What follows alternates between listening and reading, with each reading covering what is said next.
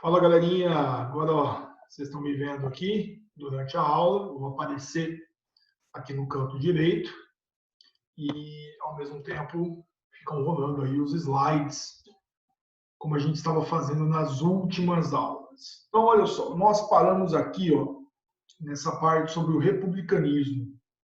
É daqui que nós estávamos.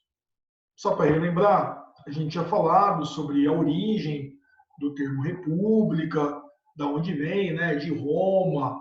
A gente viu que o chefe do Estado, que também é chefe de governo, na maior parte das vezes, quando é uma república do tipo presidencialista, ele é eleito pelo povo, representa o povo. A república sempre deve priorizar o bem comum, a comunidade, e ela é contra os privilégios, ela surge em oposição aos privilégios da monarquia.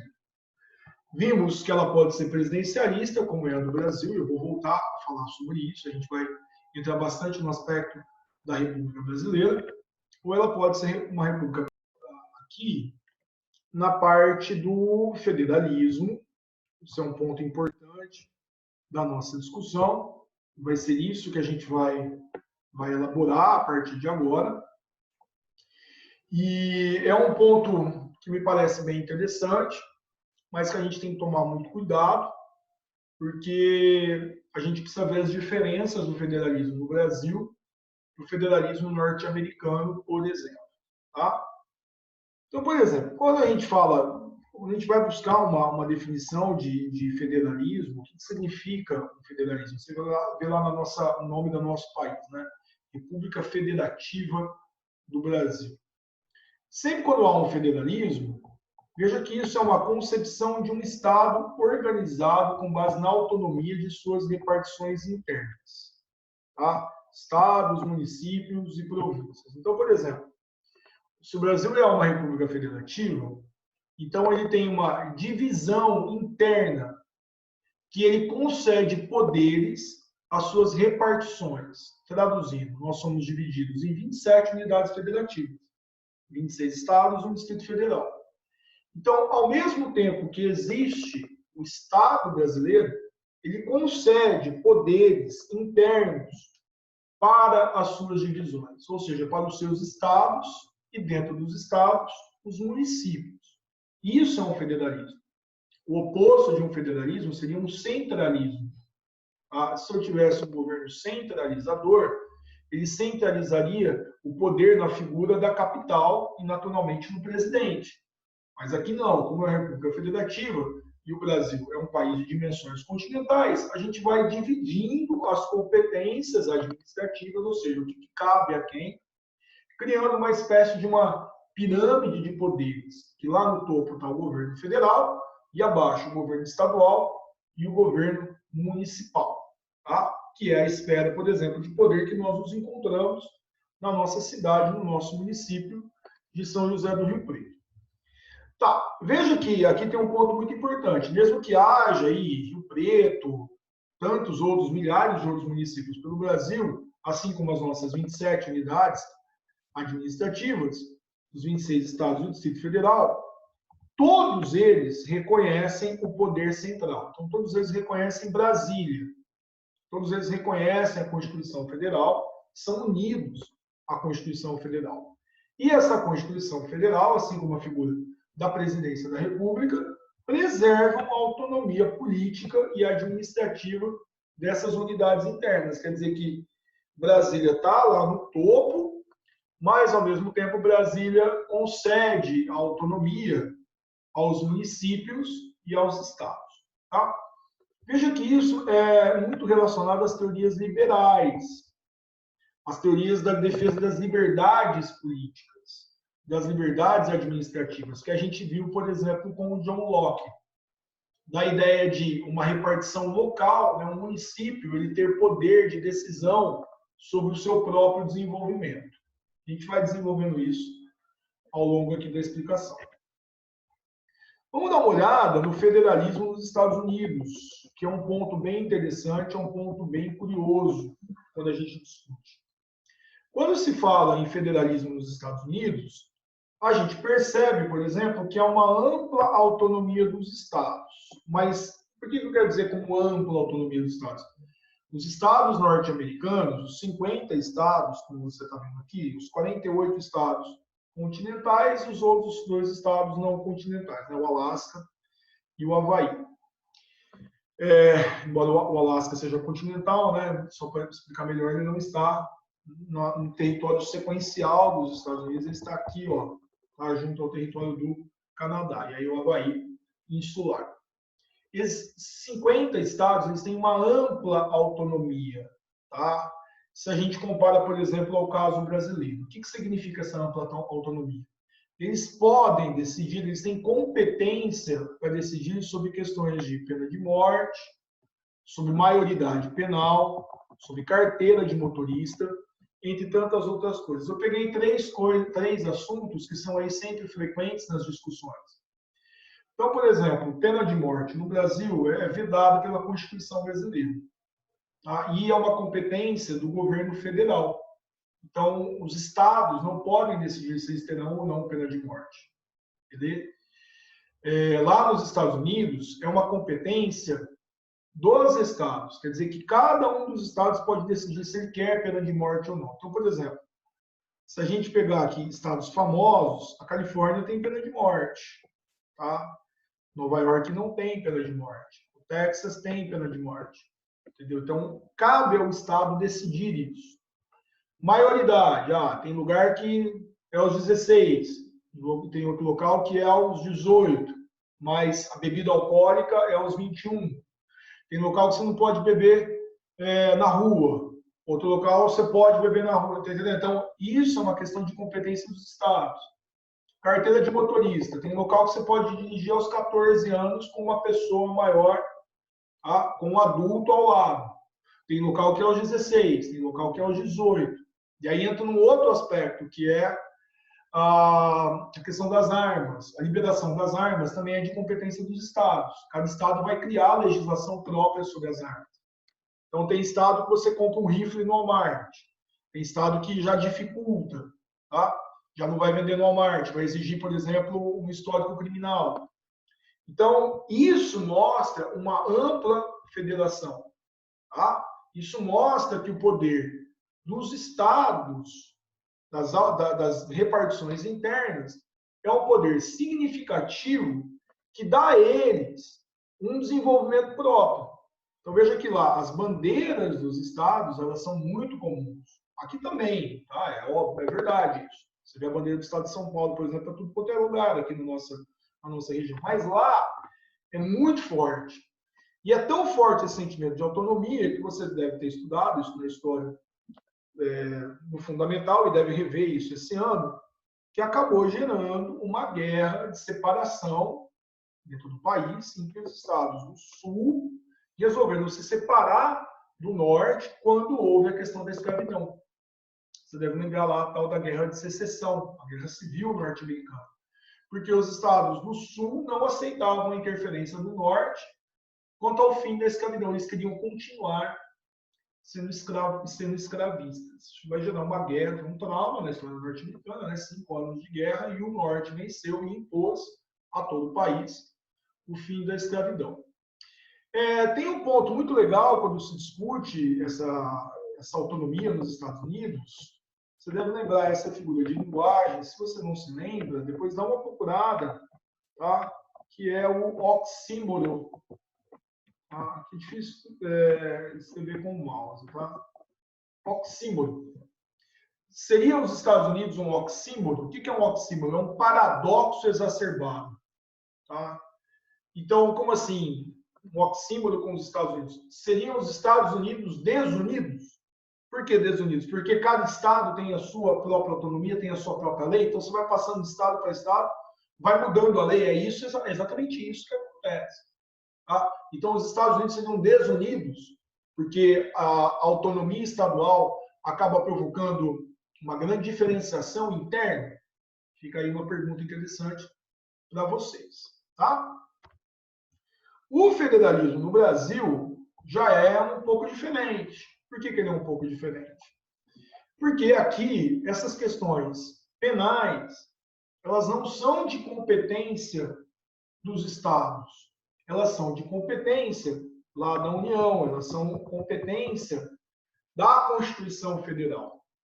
Mas, ao mesmo tempo, você percebe, por exemplo, hoje, no momento da pandemia que nós estamos vivendo, a gente percebe, por exemplo, que o presidente da República, o Jair Bolsonaro, ele tem uma posição de abertura nesse momento de isolamento. Ele é contrário ao que é chamado aí de isolamento horizontal, né? Que todo mundo deve ficar isolado para evitar a proliferação da doença. Ele fala num isolamento vertical.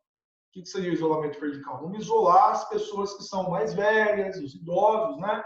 As pessoas que têm comorbidades, as pessoas que têm algum tipo de doença, e os demais vão trabalhar. E o Bolsonaro vem fazendo uma série de decretos ordenando aí os chamados serviços essenciais que eles podem abrir. Só que o Supremo Tribunal Federal, depois a gente vai falar um pouco sobre a questão do STF, o Supremo Tribunal Federal ele decidiu que a competência para abrir o comércio, qualquer tipo de comércio, qualquer tipo de atividade produtiva, de serviço, ela não seria do presidente da República, e sim dos estados e dos municípios. E daí você verifica, por exemplo, uma briga entre o Bolsonaro e os governadores dos estados e os prefeitos das cidades. Então a gente percebe que de um lado está o presidente da República querendo abrir e do outro lado parte dos governadores e dos prefeitos querendo fechar. Essa disputa, que é uma disputa de federalismo, ela foi resolvida pelo STF, porque o STF é o guardião da Constituição e é ele que dá a palavra final em relação ao que a Constituição diz. A interpretação final da Constituição é do STF.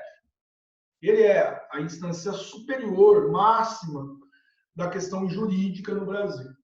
E o STF disse que essa competência é dos estados e dos municípios. Por isso que você vê aqui em Rio Preto, o prefeito Edinho Araújo mantendo o isolamento horizontal. Tá? Aceitou a abertura de parte do comércio, tal, na forma de drive-thru, vocês viram isso, estão vivenciando, talvez os pais de vocês tenham comércio, e o Edinho está conectado ao próprio pensamento do governador do estado, você vê aqui, o João Dória.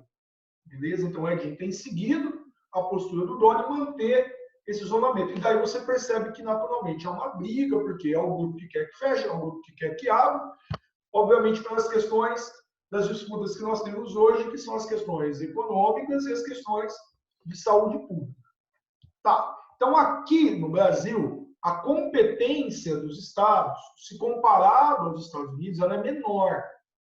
Tá? Mas, mesmo assim, é uma autonomia significativa, como a gente está vendo hoje.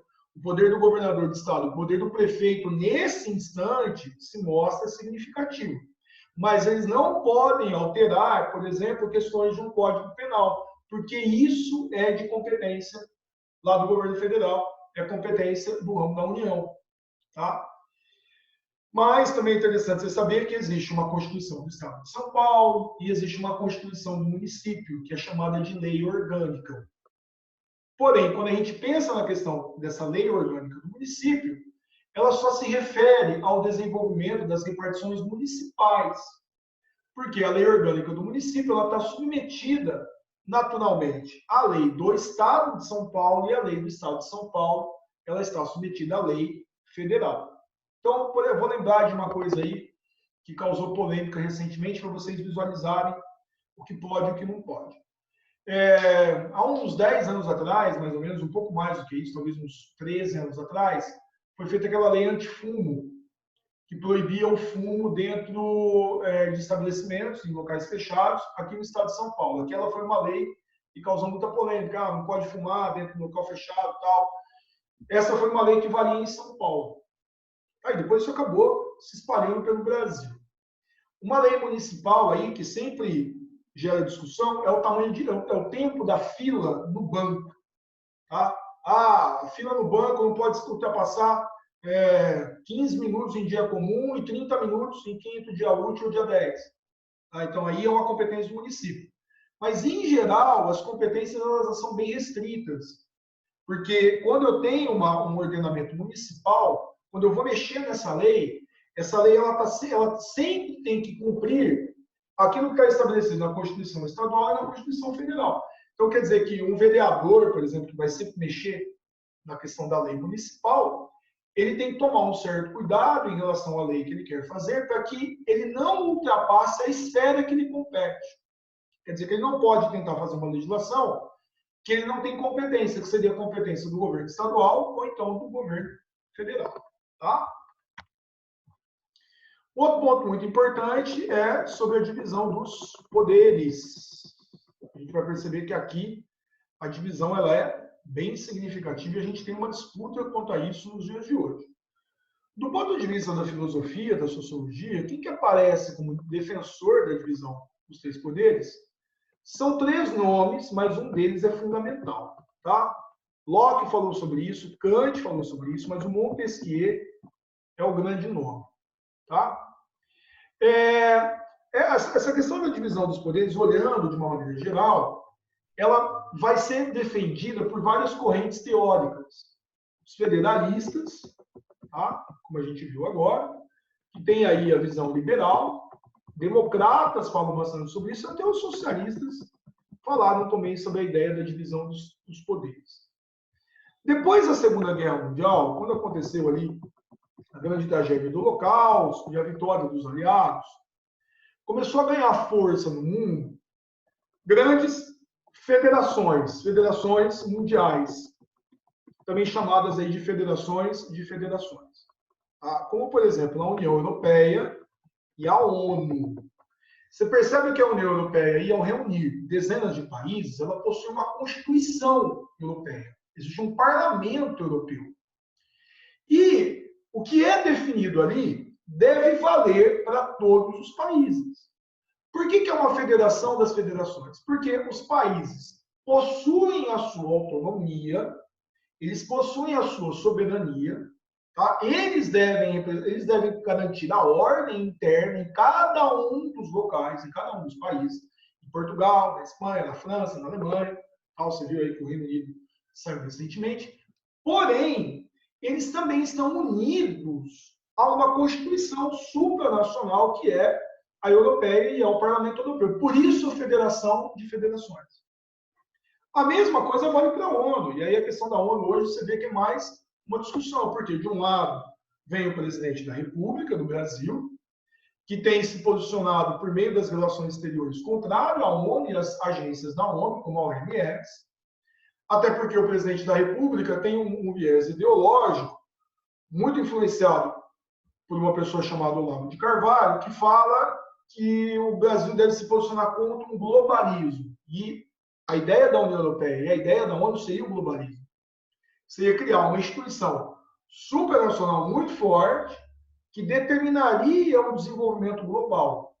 Na visão do Olavo de Carvalho, que é a visão do presidente Bolsonaro, do seu ministro das Relações Exteriores e da família Bolsonaro, a gente deveria valorizar o aspecto nacional em detrimento do aspecto internacional. Então, por exemplo, quando hoje a ONU, por meio da OMS, a Organização Mundial da Saúde, ela faz a orientação para dificultar a proliferação da pandemia, ou seja, para salvar aí vidas com o isolamento, o Bolsonaro vem batendo de frente com a ONU, com a recomendação da OMS, e querendo fazer um outro tipo de isolamento, como a gente falou aí, um isolamento vertical. O ponto dessa questão é que a ONU ela não tem o poder de obrigar o país. A ONU recomenda. Então, a ONU, a partir de cientistas de renome, de intelectuais, ela vai criando políticas globais de combate à miséria, de combate a pandemias, como a gente vê, o desenvolvimento econômico, social como um todo, ela recomenda, olha, é melhor fazer isso, de acordo com a ciência. E aí, vai dos países aceitarem ou não, e naturalmente a gente vê as consequências, sejam elas positivas ou negativas. O Montesquieu, que é essa figura que você está vendo aqui, ó, deixa eu baixar aqui para vocês verem melhor o Montesquieu. Ó. Aqui, ó, o Montesquieu está aqui em cima. Ó. Tá? Montesquieu, toca aí, Montesquieu. Não, toca aqui, né, Montesquieu? Tem que ser assim hoje. Ele escreve um livro muito importante chamado de O Espírito das Leis. Isso é um livro clássico dentro da história da filosofia contemporânea, tá? Da passagem da filosofia moderna para a contemporânea ali no iluminismo.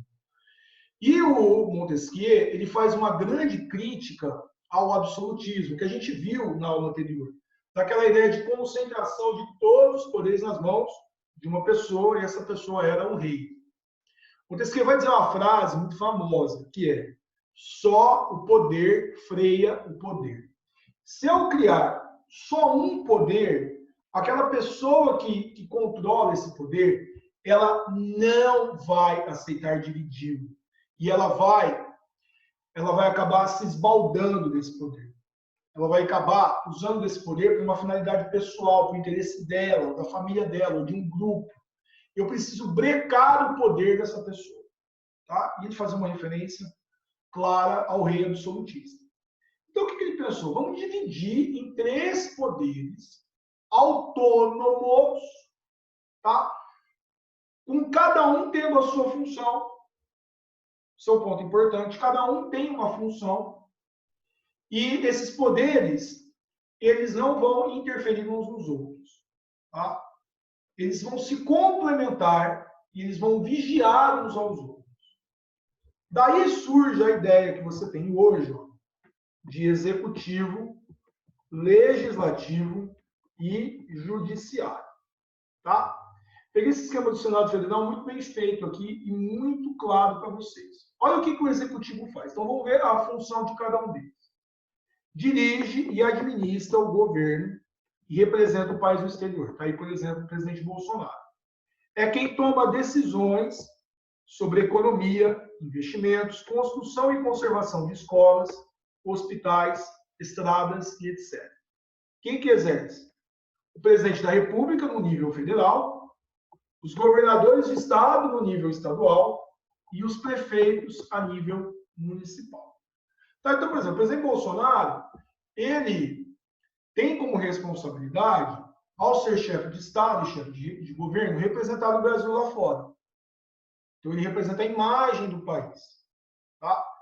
Do ponto de vista interno, é ele quem vai indicar os ministros para as pastas da educação, da saúde, da segurança, da justiça, da cultura, tal.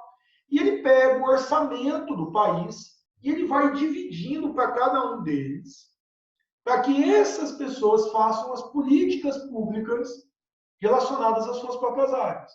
Então, você vai ter um gasto maior com saúde, com educação, só que ele só pode gastar esse dinheiro conforme uma lei chamada Lei de Responsabilidade Fiscal. Ele não pode gastar mais do que ele tem, por exemplo. Tá? Inclusive, isso gerou o impeachment da presidente Dilma. Tá?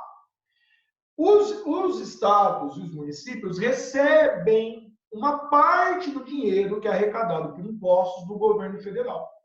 Então, seria uma pirâmide, tá? Ou melhor, uma pirâmide invertida, vamos pensar assim, dos impostos.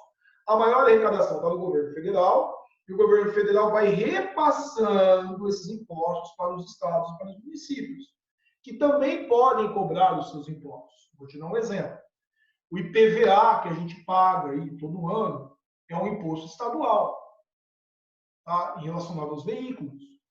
O IPTU que a gente teve que pagar, ou está pagando ainda, tá? Você pode pagar até o final do ano, poderia pagar à vista até o mês de março, é um imposto municipal, é o único controlado pelo município.